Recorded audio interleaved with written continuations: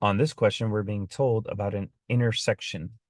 And the one-liner for intersections is that you want to get both of your equations in the y equals format and set them equal to 0.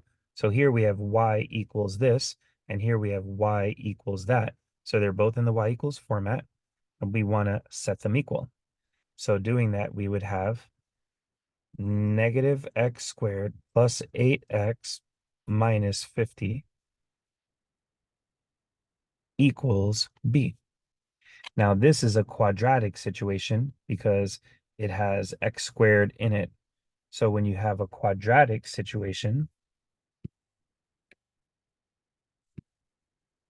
then you want to say to yourself, this is a quadratic.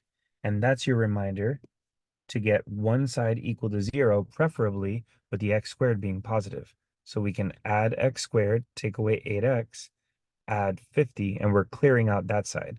Plus x squared minus 8x and plus 50.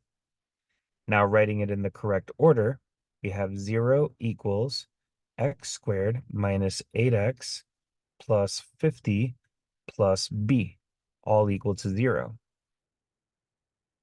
And now we should notice that we're being told that this is happening at exactly 1 point. So we're in a quadratic situation and we're being told about the number of solutions.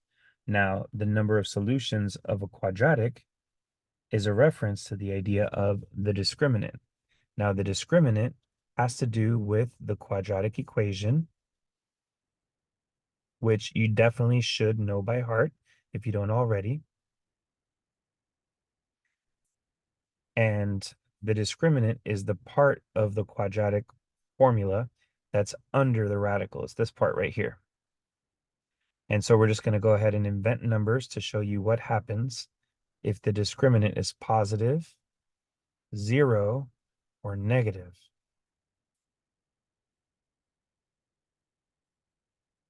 If the discriminant is positive,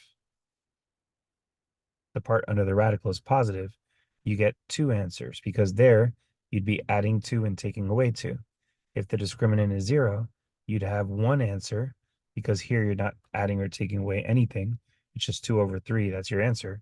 And here, if the discriminant is negative, you'd have no answers, no solutions. And that's because a negative under a radical is not allowed in math. So we want to go ahead and, because there's one solution, that's this one, we want to say that this thing right here, b squared minus 4ac, is actually equal to 0. So b squared minus 4ac equals 0.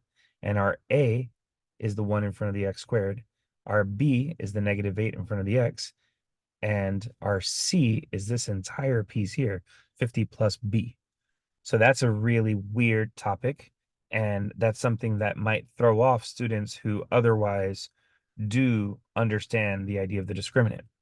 So b squared minus 4ac equals 0, negative 8 squared minus 4 times 1 times 50 plus b equals 0.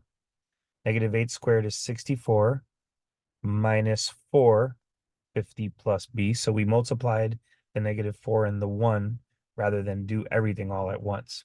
So distribute the minus 4, 64 minus 200 minus 4b equals 0. 64 minus 200 is negative 136 minus 4b equals 0. Add 4b to both sides. So negative 136 equals 4b. Divide by 4 on both sides. 136 divided by 4 is 34. So b is equal to negative 34, and therefore our answer is A.